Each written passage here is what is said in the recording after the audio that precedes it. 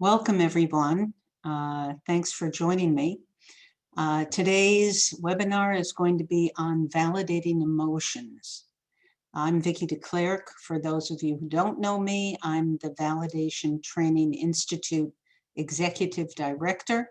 I'm also the daughter of Naomi Feil, who created the validation method. And what else? I'm a nurse. I've been doing this for a long time. Let's talk a bit about emotions. What are we talking about?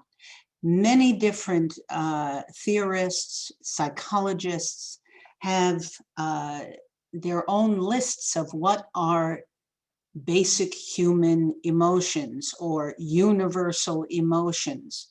And there's no one right list or theory. I think it's important to find what works for you. And what I find particularly interesting is that of Paul Ekman.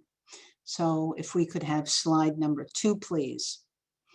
Mr. Ekman has identified 7 basic emotions. And this is from his website, so I want to cite my sources on this. Happiness, surprise, contempt, sadness, anger, disgust, and fear. And what Mr. Ekman found is every human being on this planet exhibits these basic emotions. And that means people in the bush of Africa, babies, old people. It's truly universal. Older adults feel these emotions as well. They are human. And in validation theory, we believe that people have the right to express their emotions. It's actually a basic human need to express your feelings and to be heard. In one of our principles is to be heard by a validating listener.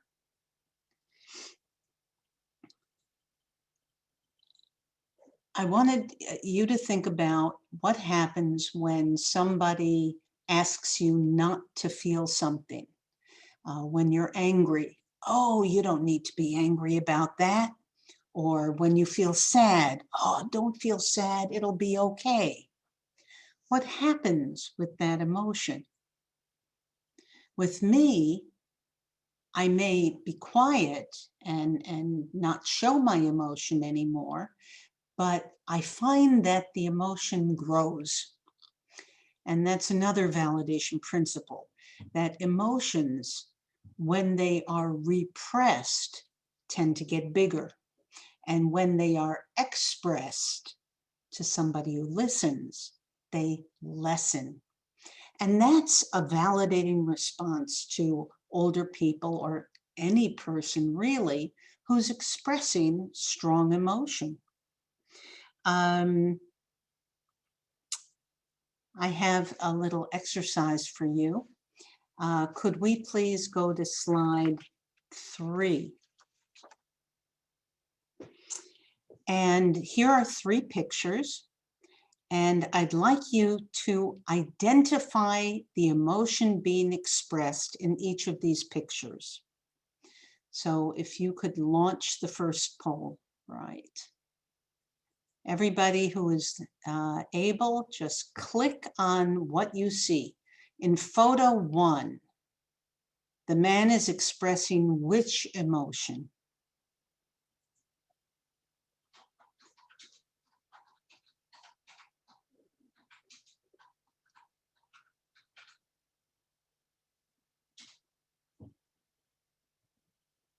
Is anybody having difficulty with the poll?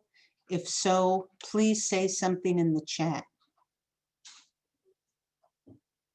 Okay, interesting. We'll talk about the answers when we're all done. Now let's look at number 2. In the photo, what emotion is the woman expressing? If you need to move the poll over, you can do that with your mouse.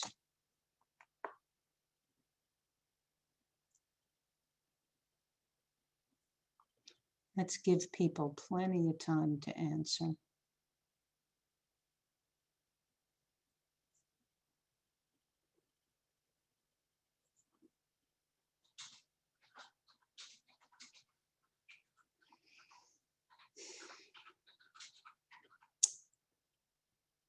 Oh, interesting. Okay. And now, number 3. What emotion is this woman expressing?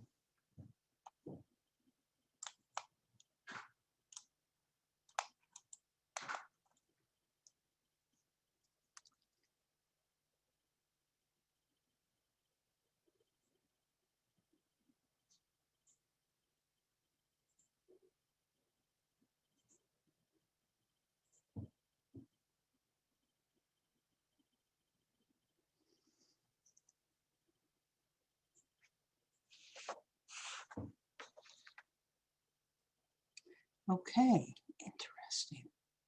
Okay. Well, thank you. Let's look at what do we look for in these pictures? What tells us? What are our clues? First, I think most people look at the eyes and the mouth. You should look at the little wrinkles here on the side of the eye. That tells you a lot. The nose is extremely important. Are the nostrils flared or are they pulled in? The mouth.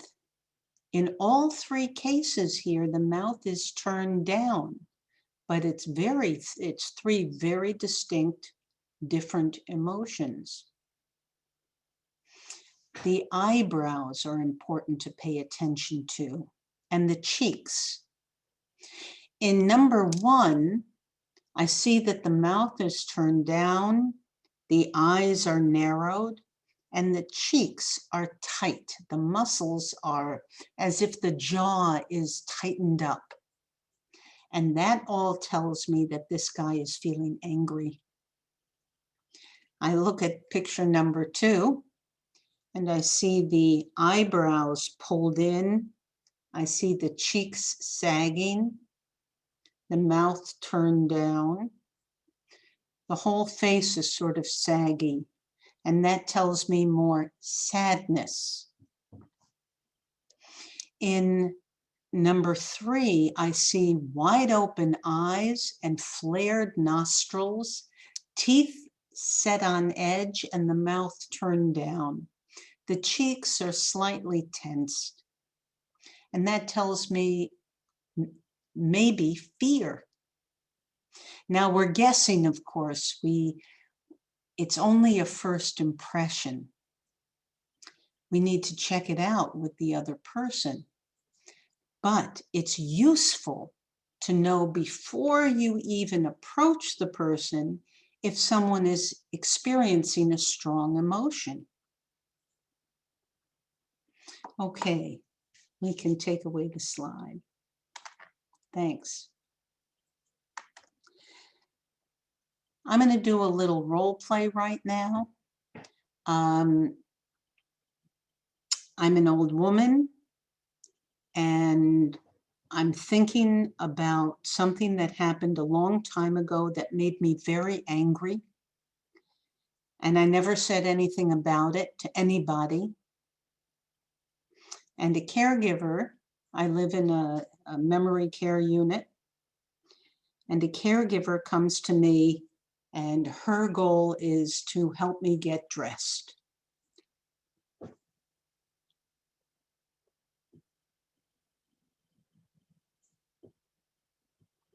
And the caregiver comes in.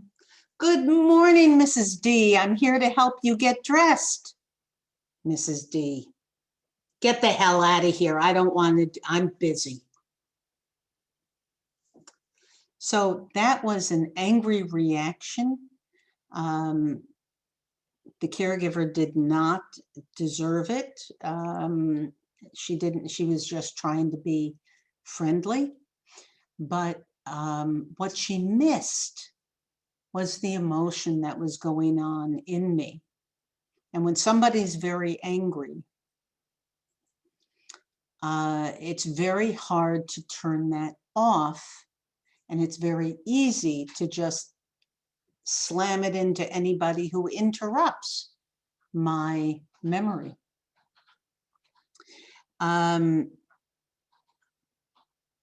Say the caregiver did recognize that I was experiencing anger, but she wanted me to be happy. And she walked in and said, "Oh, Mrs. D, you're looking so angry this morning. Look, it's a lovely day. You don't need to be angry." How do you think Mrs. D is going to respond? Pretty much the same way. Because the need for Mrs. D to be happy is with the caregiver, not with Mrs. D. Mrs. D has a lot of stuff going on.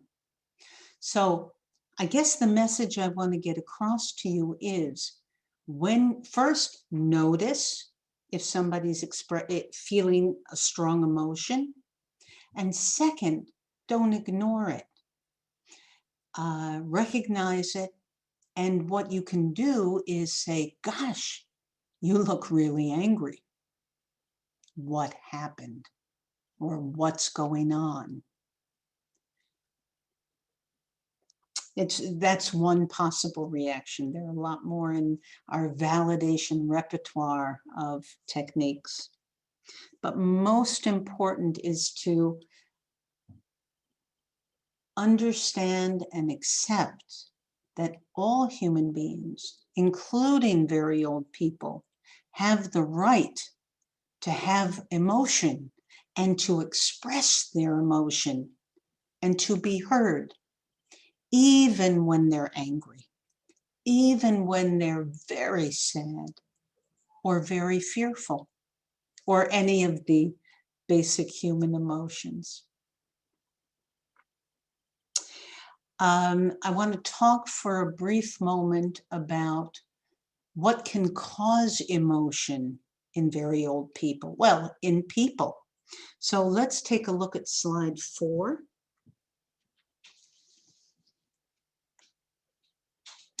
What can cause emotions? In the top left corner is a picture of a bicyclist and cars going by.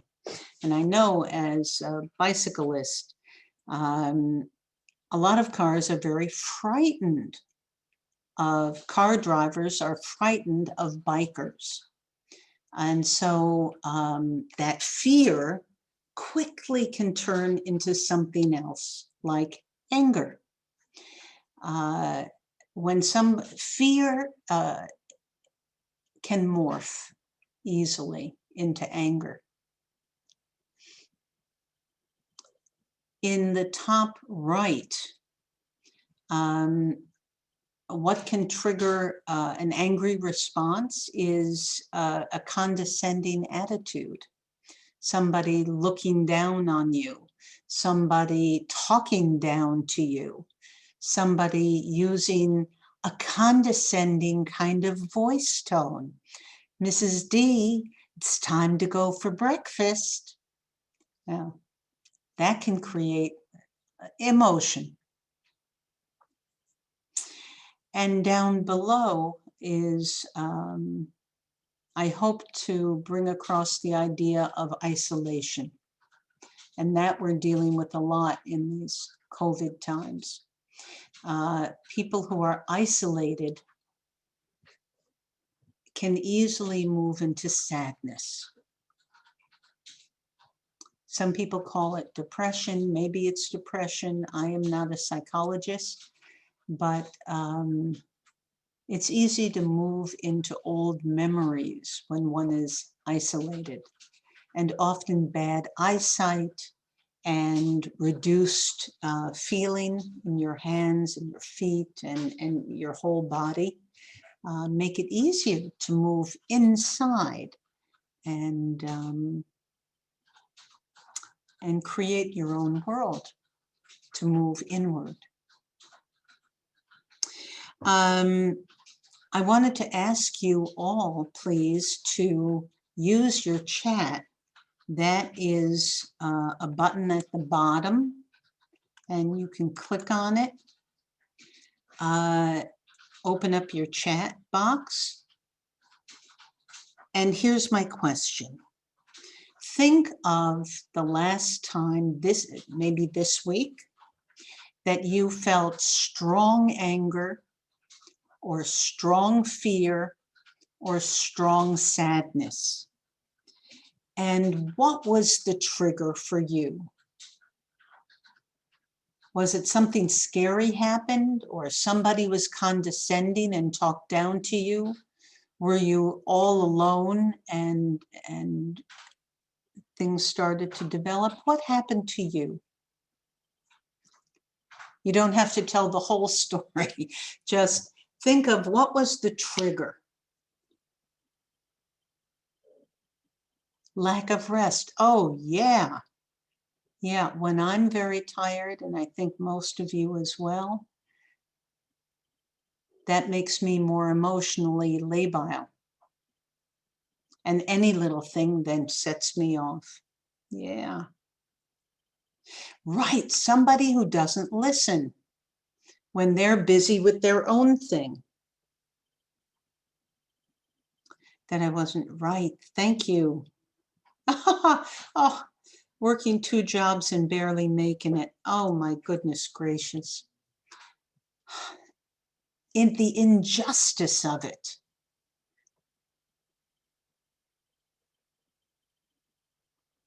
That would make me angry.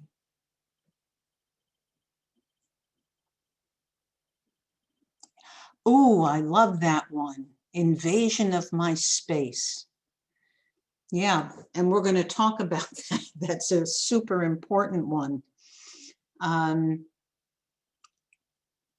Getting too close, too quickly, without building up the relationship can cause a very angry reaction or fear.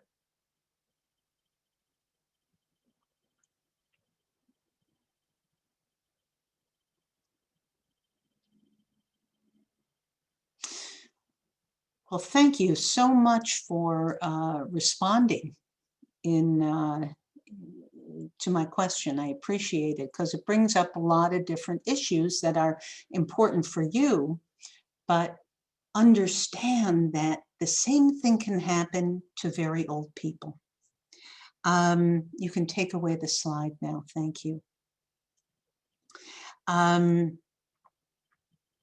Often for older people, these strong emotions are triggered by memories, things that happened that were never resolved, an old fight that simmered and simmered and simmered for years and never got finished, an old jealousy of a sibling. And for many of the residents who live in facilities, it's war experiences, rape, hunger, trauma. Yeah, and I'm very curious what will happen in 20, 30, 40 years after this COVID crisis, what that will look like for people who experienced it and become very old. In addition to the past, strong emotion can be triggered by things in present time, like getting too close, too quickly. Some caregivers, out of a need to connect and be friendly or be liked, get very close very quickly, maybe because they think, oh, the older person can't hear well, so I need to get close. But if you get too close too fast, it gets very frightening. And what we saw before, fear turns to anger like that. And so the older person can say, you get the hell away from me. That's not the response we're looking for. And that response is, we can understand that response from our own experiences. Voice tone we talked about, that's a big thing. Please be careful of your voice tone. And yeah, distance, voice tone, eye contact, looking down, that can make somebody feel very small, sad, or it can also make people feel very angry. Why are they looking down on me? I say all these things just to make you aware so that you can make choices. You can be thoughtful, knowing what can affect the other person is important because it gives you more choice in how you interact with another human being. I see we are almost at the end of our half hour. Excuse me, one sec.